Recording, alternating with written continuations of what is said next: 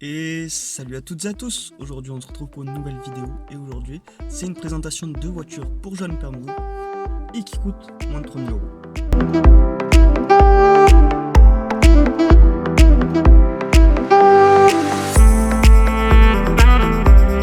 Et donc directement on attaque avec la première voiture. En fait au final il y aura à peu près trois voitures qui vont se ressembler. Donc ça sera tout d'abord la Twingo, ensuite la C1 et pour finir l'Aigo. Donc ces voitures là ont pour caractéristique d'avoir une puissance fiscale d'avoir entre 4 et 5 chevaux, ça dépend de la motorisation, ce sera la même chose pour toutes ces voitures, ce sera tout le temps en fonction de la motorisation que la puissance fiscale va évoluer. Mais dans ces voitures que je vais vous présenter, en fait, au final, ça sera toujours entre 4 et 6 chevaux fiscaux. Alors, les avantages de la Twingo, de la C1 et de l'Aigo, c'est que ce sont trois voitures assez répandues, donc pas trop compliquées pour trouver des pièces détachées. Les réparations coûtent très peu cher, la voiture coûte très peu cher en elle-même, donc moins de 3000 euros, j'ai réussi à en trouver pas mal pour moins de 3000 euros. Et aussi, du coup, ces voitures-là, au final, sont super bien pour tout ce qui va être vraiment les petits trajets, la ville, tout ça. Pour tous les trajets de moins de 100 km, au final, c'est super top pour tous ces trajets. En fait, au final, c'est vraiment le point fort de ces voitures-là. Par contre, petit bémol, c'est que pour faire les plus longs trajets, là, c'est beaucoup moins confortable. Voilà, on va privilégier les voitures suivantes. Et donc, les autres voitures, ce seront donc la 206. Donc la 206, c'est une voiture super connue par les jeunes conducteurs, par les jeunes permis. C'est une voiture qui est très connue. Donc, au final, tous les problèmes sont connus aussi. Donc, pas de souci à se faire là. On peut l'acheter les doigts dans le nez.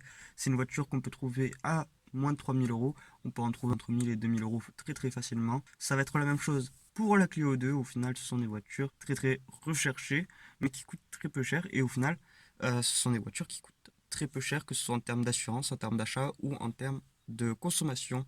Parce que ces deux voitures, au final, consomment très très peu. Au final, au niveau des trajets, on peut faire tout type de trajet au final. Bon, au niveau de l'autoroute, c'est sûr que si on fait 1000 bornes avec ces voitures-là, ça va commencer à être un peu long. Mais au final, ça reste tout de même relativement possible. Et puis, au niveau du confort, on y retrouve quand même pas mal. Au final aussi, c'est que ce sont des voitures qui ont été produites en un grand nombre d'exemplaires. Donc au final, donc ces voitures-là, si jamais il y a le moindre problème, on peut trouver beaucoup de pièces en casse et pour très peu cher. On peut retrouver la 207 aussi, qui est la grande sœur de la 206. Au final, c'est une voiture qui est quand même un peu mieux, enfin avec un peu plus d'options, mais qui coûtera aussi un peu plus cher. Voilà, donc c'est plus compliqué d'en trouver dans la gamme de prix à moins de 3000 euros, mais ça reste tout de même une bonne option. Côté Citroën, on peut retrouver la C3. Donc c'est une voiture équivalente à la Clio 2 de chez Renault et à la 206 de chez Peugeot. Au final, c'est la même chose. Sauf qu'en plus de ça, on peut y trouver une voiture en cabriolet, chose qu'on retrouve aussi chez la 206. Et c'est une voiture qui est aussi toujours très très connue, et donc beaucoup de pièces détachées, tous les problèmes sont connus, et une voiture qui coûte peu à l'entretien, à l'achat et à l'utilisation en termes d'essence et d'assurance. Côté voiture française, c'est terminé. Maintenant, on va attaquer à des voitures japonaises et on attaque directement avec la Suzuki Swift. Donc, c'est une voiture qui est de très bonne qualité, de très bonne manufacture, mais ça va être une voiture qui est quand même beaucoup plus rare à moins de 3000 euros. Mais si jamais vous en trouvez, n'hésitez pas à en acheter. Franchement, c'est beaucoup de recommandations et on peut en trouver avec des motorisations qui sont assez sympas. On trouve aussi avec des motorisations un peu plus faibles, et donc du coup avec moins de puissance fiscale, et donc du coup une assurance beaucoup moins chère au final. Aussi, j'ai oublié de vous le rappeler, mais au final, qu'est-ce qui m'a poussé à acheter ces voitures-là, enfin à vous présenter ces voitures-là, c'est tout simplement au niveau du kilométrage, donc moins de 150 000 km. Je pense que c'est raisonnable pour une première voiture, de aller en dessous des moins de 50 000 km et au-dessus des 200 000 par exemple. Je trouve que c'est un assez bon milieu, sachant qu'il y a plein de voitures à environ 100 000 km. Donc, ensuite, le prix à moins de 3000 euros ou 3000 euros juste, et aussi en fonction de qualité des voitures, en fonction de la quantité de voitures qui ont été produites. Donc, si c'est connu, pas connu, on va éviter de trouver des. J'ai essayé d'éviter de vous trouver des voitures qui sont peu connues. C'est-à-dire que j'aurais pu vous proposer une Hyundai Getz, mais c'est pas une voiture très très connue en France en tout cas. Et aussi, autre point, c'est que j'ai essayé de vous trouver des voitures avec tout le temps une motorisation avec une transmission à chaîne pour éviter donc des frais un peu plus onéreux. Donc c'est-à-dire que en général, à 150 000 km, on doit changer la courroie de distribution. Là, vous n'aurez pas à la changer parce qu'on ne change pas une chaîne de distribution. De plus, au niveau des achats, si je peux vous donner un petit conseil, c'est d'éviter d'acheter les voitures où il y a peu d'informations dessus. Si jamais vous trouvez que c'est une voiture coup de cœur un peu, n'hésitez pas à envoyer un mail ou à appeler pour avoir plus d'informations. Essayez tout le temps d'avoir les factures des entretiens qui ont été faits. Essayez d'éviter les annonces où ça va être écrit tout le temps en majuscule ou alors avec plein de fautes d'orthographe. Et essayez de voir, en général, les personnes qui veulent vendre assez rapidement vont aussi mettre tous les entretiens qu'ils ont fait. Enfin, c'est un énorme point positif en général. Donc si ça y est pas, faites attention. Après, rien ne vous empêche de demander et d'avoir plus d'informations. Donc, on continue ce classement avec tout simplement, enfin, un classement. Non, c'est une présentation de voiture et vous faites ensuite le classement. Enfin, c'est pas un classement. Donc, vous pouvez acheter la Toyota Yaris. Donc, c'est une voiture de chez Toyota. C'est un peu dans le même genre que la 206, mais chez Toyota. C'est une voiture qui est extrêmement fiable. Il y a rarement de problème. Pour l'instant, cette gamme de prix à moins de 3000 euros, vous n'allez pas trouver les versions hybrides, mais on peut quand même tout de même rester sur les versions diesel ou essence. À vous de choisir. Si vous savez que vous allez faire beaucoup de kilomètres dans l'année, beaucoup de longues distances, n'hésitez pas à prendre un diesel. Et si jamais vous allez faire des plus courts trajets au final, n'hésitez pas à prendre une essence. Donc, à moins de 3000 euros, c'est bien, mais vous allez être assez limité au niveau des choix. Je pense qu'il faut un peu augmenter le prix pour trouver au final des Toyota Yaris qui sont de meilleure qualité. On reste sur les japonaises. Donc là, ce que je vais vous proposer, c'est une voiture increvable. C'est la Honda Civic. Donc la Honda Civic, franchement, c'est une voiture de rêve. Enfin, en tout cas, pour moi, c'est une voiture que j'aimerais bien avoir. Et je réfléchissais pendant un moment à en acheter une. Bon, peut-être que ce se fera, peut-être que ça se fera pas. Mais bon, voilà, en tout cas, je vous la présente. C'est la voiture où j'ai trouvé la plus grosse puissance fiscale. C'est-à-dire que ça a 6 chevaux fiscaux. Donc, moteur robuste, mais un peu plus cher en assurance. Peut-être consommation un tout petit peu plus élevée.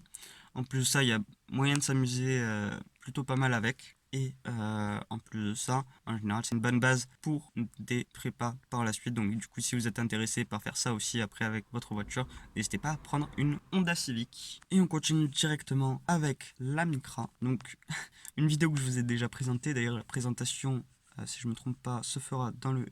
Oula, j'ai du mal avec mon doigt. Dans le i, là. Enfin voilà, là, là. Ou là, d'ailleurs. Ou là. Voilà. Bon bref, donc Micra, très très bonne qualité.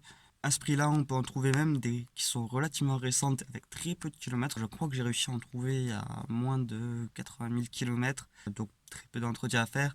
Toujours une distribution à chaîne, donc parfait. Pas de très peu d'entretien à faire là-dessus. Des entretiens qui coûtent assez peu cher. Et au final, si vous voulez avoir plus d'informations au niveau des Micra, n'hésitez pas à aller voir le i qui devrait s'afficher encore maintenant. Voilà. Et enfin, dernière voiture que je peux vous proposer, en tout cas pour cette vidéo, ce sera une Polo Volkswagen. Donc une Volkswagen. Voilà. Donc du coup, c'est une voiture qui est relativement fiable, en tout cas de ce que j'en ai compris. J'ai jamais eu l'occasion d'en avoir une, j'en ai déjà conduit une. C'est relativement sympa à conduire. Après, c'est assez gros, c'est bon, qualité allemande et au final c'est plutôt sympathique. Donc au niveau de la puissance fiscale, les seules puissances fiscales que j'ai trouvées en tout cas sur le bon coin à ce prix là, c'était des 4 chevaux fiscaux, donc c'est assez intéressant pour l'assurance. Mais au final, bah, c'est toujours un bon compromis au final parce que c'est pas forcément les voitures les plus puissantes, mais on a toujours une certaine qualité, donc on peut en trouver des bien équipés à moins de 3000 euros et moins de 150 000 km, mais ça ne va pas courir les rues. Et bon, du coup, voilà, au final, avec ce genre de voiture, on peut largement faire de la route, faire des longues distances sans être dans un inconfort. Voilà, ça va être comme si on roulait dans une Audi. Dans la même idée, mais en moins puissant. Enfin, quoique certaines Audi ne sont pas forcément les plus puissantes. Et voilà, c'est déjà la fin de cette vidéo. J'ai bien évidemment pas pu mettre toutes les voitures, parce que j'aurais très bien pu mettre la 106, la Saxo. Bon, il y a plein d'autres voitures, la Hyundai Getz aussi. Je dis ça parce que j'ai un ami qui en a une.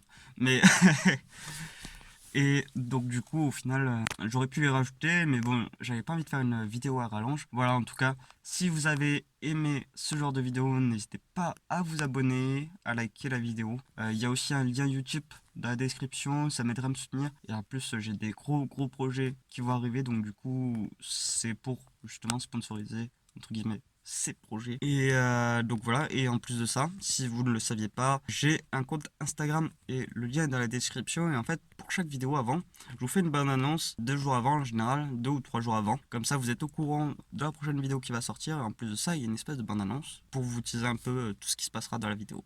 Donc voilà, n'hésitez pas à vous abonner, à lâcher un pouce bleu, voilà, comme je l'ai dit précédemment, allez voir le compte Instagram, abonnez-vous-y, voilà, ça coûte rien au final, et vous verrez un peu plus ma tête peut-être. Et voilà, et on se retrouve très très prochainement pour une nouvelle vidéo. Ah oui d'ailleurs, j'ai oublié de vous préciser sur YouTube, je l'ai précisé sur Instagram, je l'ai pas précisé sur YouTube, c'est au final on va passer à 2 vidéos par semaine, donc au niveau du planning, ça se fera le mercredi à 17h et le dimanche à 17h. Voilà, je pense que je vous dis et on se retrouve très très prochainement pour une nouvelle vidéo.